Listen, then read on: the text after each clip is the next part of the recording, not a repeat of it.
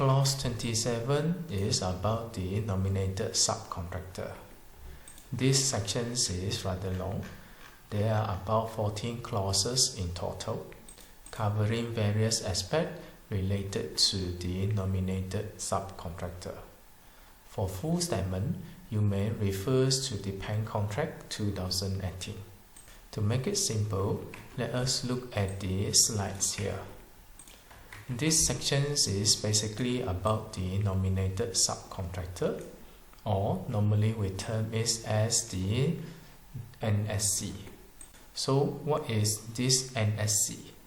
It is basically the subcontractor which is nominated by the architect or the employer. The NSC is actually subcontracting with the contractor, and thus the NSC is put under the responsibility of the contractor. Only that the personnel to subcontract that particular section of the work is nominated by the architect or the employer. Since the personnel is chosen by the architect or the employer, the contractor has the right to reject or to oppose the employment of a certain specific nominated subcontractor, but there must be a reasonable reason, and this has to be done within 14 days upon nominations by the architect. Now let us look into the content of these clauses. First, the nominated subcontractor would be categorized under the expenditures of the prime cost sum or the provisional sum. Under normal circumstances, the expenses related to the NSC it would be considered under the prime cost sum. In the case that there are specific architect instructions, then the relevant expenditure will be under the provisional sum. Here is a recap regarding the prime cost sum. We have discussed about this in the previous videos at the early of this module.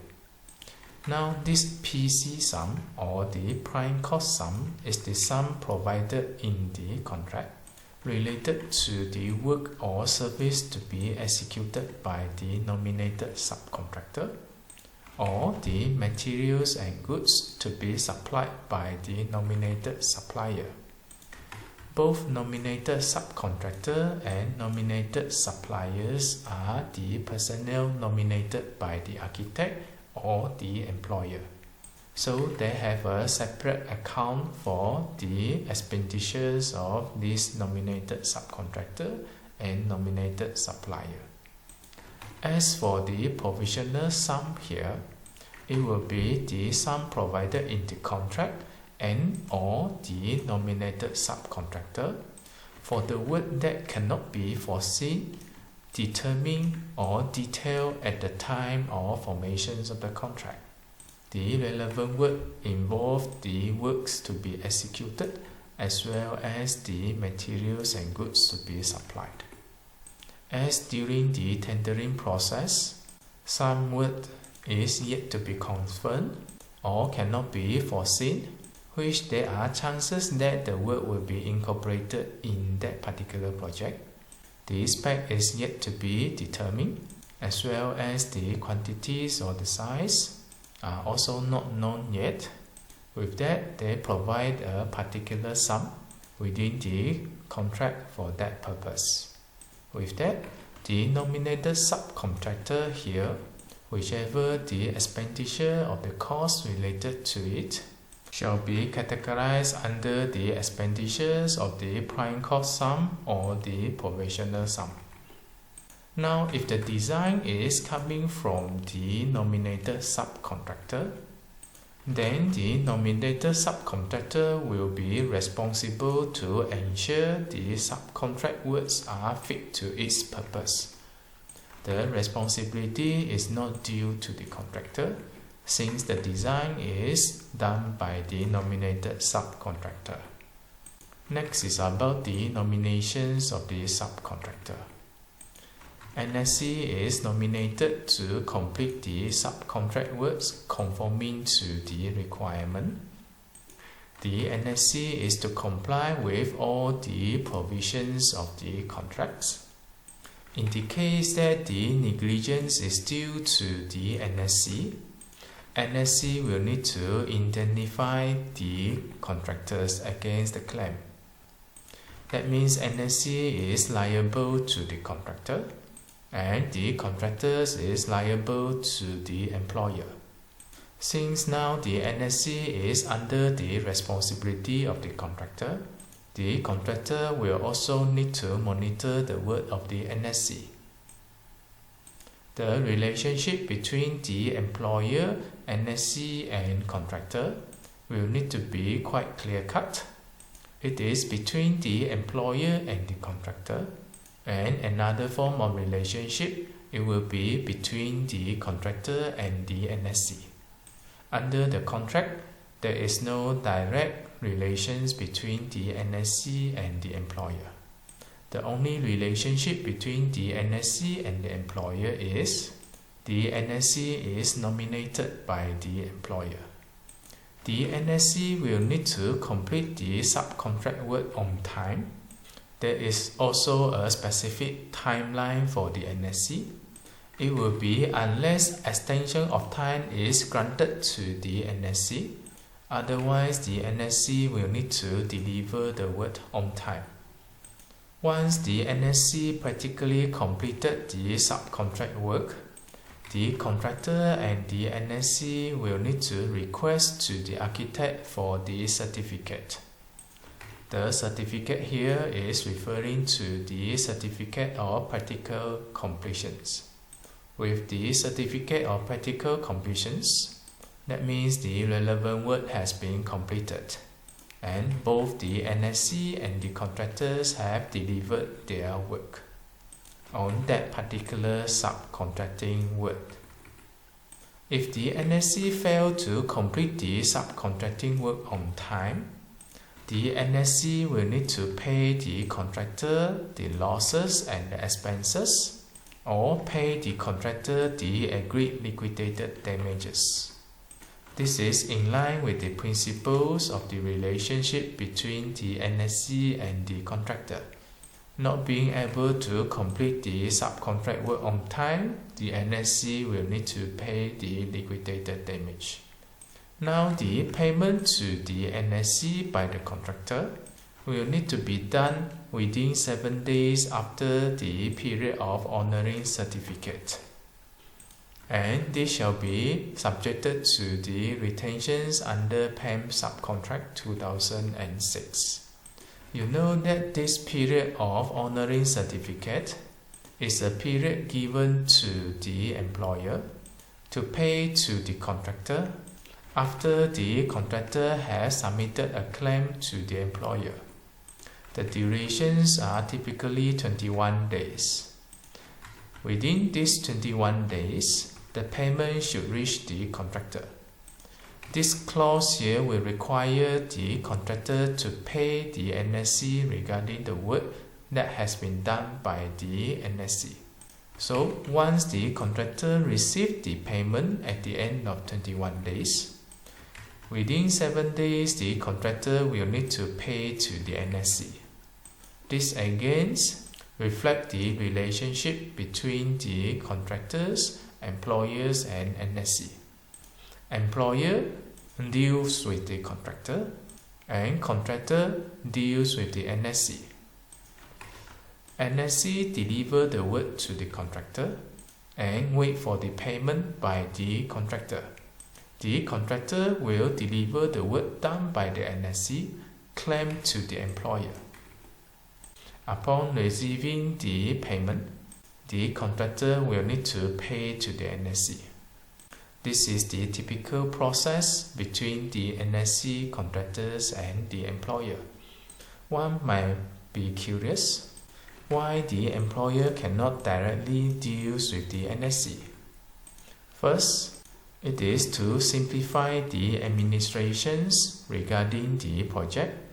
The employer will need to deal with only one personnel that of several personnel. Imagine in the project you have many NSC. They are subcontracting different areas of the work. If the employer will need to manage every single one of them, including the contractor, this will lead to the burden from the administration aspects. So this coordination job will be passed over to the contractor. As far as the employer concerned, employer only need to deal with the contractor. The rest, the contractor will need to help the employer to sort out. Another reason is that NSC is subcontracting the work from the contractor. That means the part covered by the NSC is actually one minor part of the entire project. Sometimes, this minor part of the project will need to be incorporated within the system or the work done by the contractor. This could be due to some specialized equipment which are to be incorporated within the building delivered by the contractor, and the relevant service cannot be done by the contractor. So when the contractor delivers the building to the employer, the contractor will need to ensure the building is fit for the purpose. If any part of the system fails, the employer will just need to deal with the contractor instead of tracing every single one of them and identify who is the main root cause. Because the contractor will need to ensure the building delivered by him fit the purpose, there will be close coordinations between the contractors and the NSC. The NSC ultimately will need to meet the requirements by the contractor. This explains the relationship between the employer, contractor, and the NSC.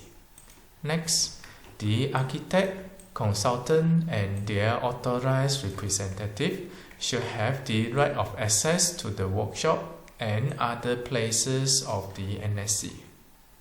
It means that these professionals here, who are entrusted to supervise the entire project, they shall be given the right of access to whichever work done by the NSC, be it on site or not within the site. If that particular work done by the NSC is not done on site, the architect, consultants, and the authorized representative should be able to access so that they can carry out the supervision's duty. Next, we talk about the objections to the nominations of subcontractor. The contractors has the options to object the nominations of the subcontractor, but this cannot be due to the personal issue. There must be a reasonable objections based on the facts as well as documented evidence. Among the reasons are the financial standing of the NSC, or solvency, that means the bankruptcy of the NSC, as well as the technical competence of the NSC. There must be a valid reason for the contractors to object the NSC.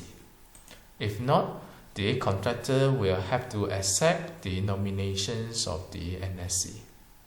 Next, we talk about the actions following the objections of the NSC. When there is a reasonable objections by the contractor, the architect will need to determine to respond in either of these three ways. First, the architect can choose to continue with the nominations of the NSC. With that, the architect issue further written instructions to remove the objections. That means the architect reject the objections by the contractor, well aware of the reasons that the contractor objected the NSC. The architect choose to remain the NSC status. This is one of the way. The second way here is the architect choose to cancel the nomination instruction. and issue an instructions omitting the relevant work. Under these circumstances, the architect is actually removing the relevant works under the responsibility of the contractor. That means that architect still choose to have this NSC since the contractor cannot work with this NSC due to some valid reason, and they will still like to keep this NSC. With that, the relevant work done by the NSC now is removed or omitted from the scope of the contractor. In this case, the NSC is no longer under the contractor. Most likely, the NSC will need to deal directly with the employer. The third option here is to accept the objections by the contractor. Now the architect renominate another subcontractor to subcontract the work. That means they are looking for a new NSC to take over the work, and this new NSC will be under the responsibility of the contractor. These are the three possible outcomes after there is reasonable objections by the contractor regarding the NSC. To make it simple, the first case here is no matter what, the contractor will have to accept the NSC. The third case here is the NSC change person. The contractor do not need to deal with the original NSC, but he is responsible for a new NSC. The second case here, it would be somewhere in middle. The NSC still remain, but this NSC is not put under the responsibility of the contractor. Next is about the payment of contractors to the nominated subcontractor.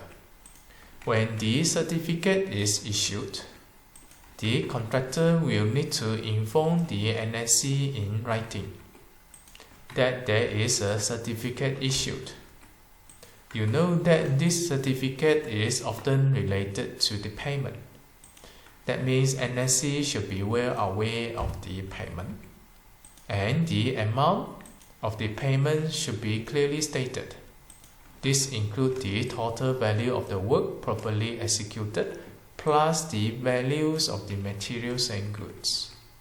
Now, within 7 days after the period of honoring certificate, the contractor will need to pay to the NSC.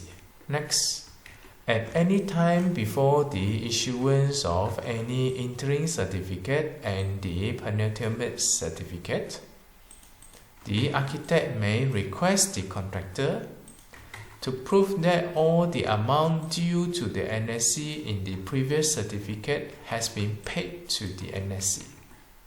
This one is as if the spot check by the architect to ensure that the contractor does not exploit the NSC. This is because of the mechanism between the employer and contractor with the NSC. You know that the payment by the employer will go directly to the contractor. Contractor will take his own cut. Whatever entitled to the NSC should be paid to the NSC after 7 days of the period not honoring certificate. It is possible that the contractor who is not ethical, keeping all the payments that has been released by the employer without paying to the NSC. Under this case, NSC is actually working for free for the contractor, and the contractor takes all portions of the payment. This is not fair to the NSC. Therefore, as the contract administrator, architect may need to check on the contractor if the contractor pay nicely to the NSC. For your informations, the interim certificate is related to the progress payment, which is issued by the architect. Within the certificate, The amount payable to the contractor during the interim claim will be clearly stated. This interim certificate will need to be released within 21 days from the receipt of the contractor's claim application. Now, this penultimate certificate is the certificate issued upon release of the retention sum and the outstanding sum to the NSC and NS. NSC is the nominated subcontractor, NS is the nominated supplier. This penultimate certificate will need to be issued within 14 days after the certificate of making goods defects. That means when everything is done nicely, after all the defect has been rectified, after the work has fully been completed, within 14 days, all the retention sum and the outstanding sum that is supposed to be given to the NSC and NS shall be released, and the relevant value will be paid to the contractor, and the contractor will need to pay to the nominated subcontractor. Now, PAM contract will require the architect to be able to do spot check on the contractor at any time before the issuance of the relevant certificate in order to check whether the NSC has been paid. Is there any unreasonable holding or detentions of the payment to the NSC by the contractor? Now, there are three possible circumstances. The first case here is the contractor has actually paid to the nominated subcontractor. If the contractor had paid to the nominated subcontractor, the contractor will need to provide evidence within 14 days of the request by the architect. Now, if the contractor has not paid to the contractor, there are two possible conditions. Since it is not paid to the nominated subcontractor, that means there is withholding of the fund. The withholding may be reasonable or may not be reasonable. Let's say now the contractor withhold the payment due to some valid reasons. The relevant reasons can be due to clause 16.1 and 26.1 in PAM subcontract. You will need to refer to the PAM subcontract for these clauses. This is different from the PAM contract. The one that we discussed in this module is the PAM contract 2018. The one that refers to the PAM subcontract here, it will be this one, which is the PAM subcontract 2018.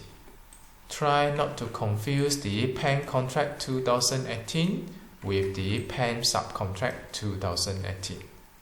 So here is clause 16.1 and clause 26.1 of the PAM subcontract.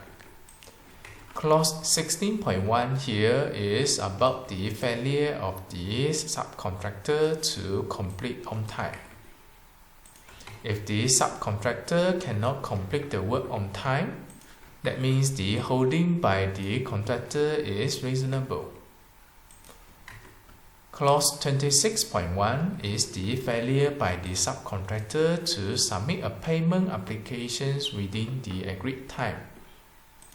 Without payment applications, of course, there won't be any payment to the NSC. With that, the withholding is reasonable.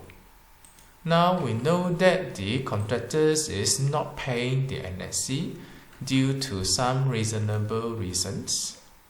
The contractor will need to provide written details to justify it. And this needs to be done within 14 days of the request by the architect. The third scenario, it will be no payment done by the contractor to the NSC, and there is no reasonable reasons of withholding.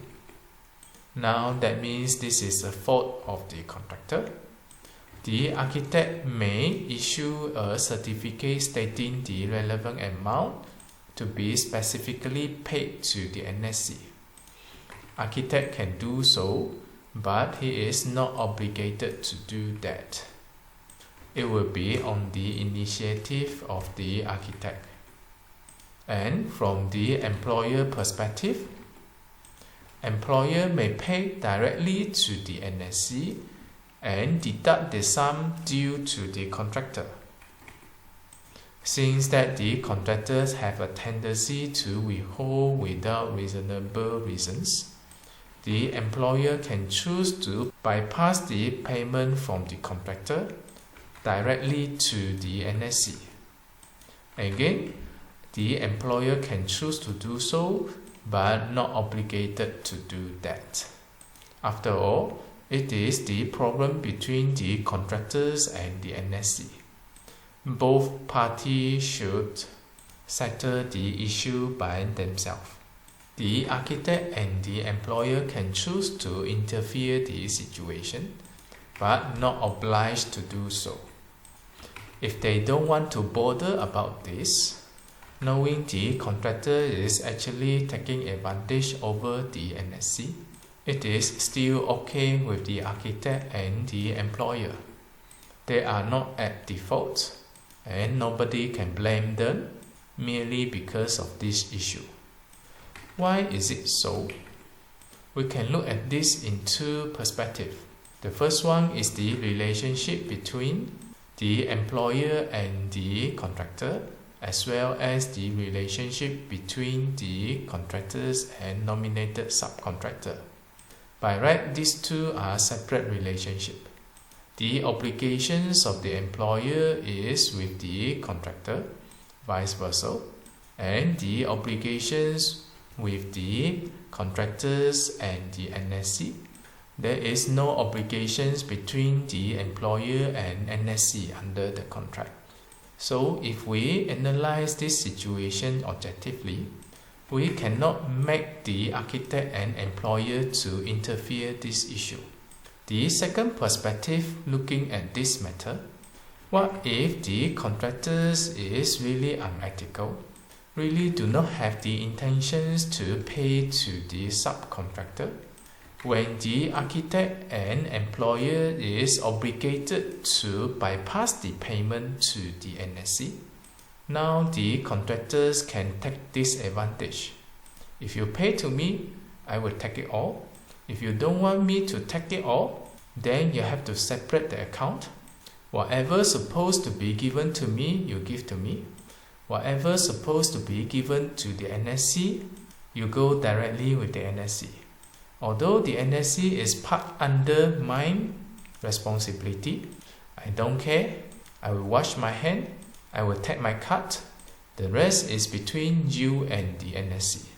When the employer and architects are obliged to interfere this case, this provides the chance for the contractor to fully wash his hand, and eventually the situations may end up to be worse.